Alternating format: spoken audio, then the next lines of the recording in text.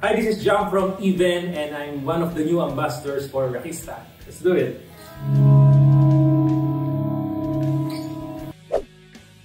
Wow, pag power boost ang feeling ko, puro Rage Against the Machine. So siguro Sleep Now in the Fire. Mga ganon, talagang rock. Music icon, ever since bata pa ako, una ko narinig Rage Against the Machine, Tom Morello. May yung mga tunog niya, yung parang mga DJ na, mga parang scratchy sound, tsaka yung mga groove. Mga ganon. Tom Morello. Wow, 3 words. Siguro 1, spacey. Number 2, alien-like. And universe. Siguro imbis sa music or guitar playing and anything related sa music, siguro long walks. Madalas kami ng girlfriend ko si Monique walking sa UP. So yun yung isa sa mga looking forward namin ginagawa, long walks.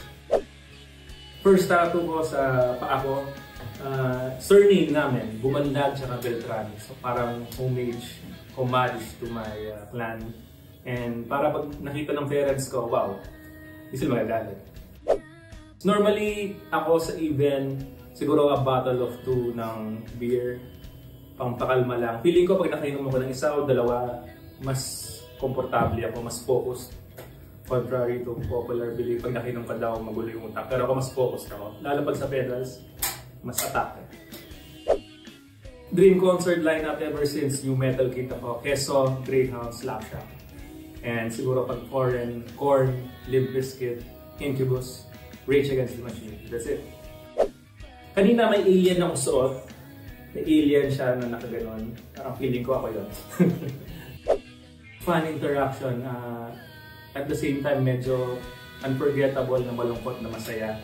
Meron kaming fan sa Pampanga, si Mike. First time siya nakita lahat ng kanta ng Even, pinatutong niya sa kami niya. And then after a month, yun, napalitan namin namatay siya. So every time nakikita ko yung photos niya, naalala ko yung time na yun sa Pampanga. Si Mike Montemayor, mismo yan. Merong phrase na palaging sinasabi si Tom Morello. Actually, nasa guitar niya yun, ang type ng nakasulat, whatever it takes. So kahit saan, pwede yun. Sa music, sa life, whatever it takes, parang ganon, soul power. That's it.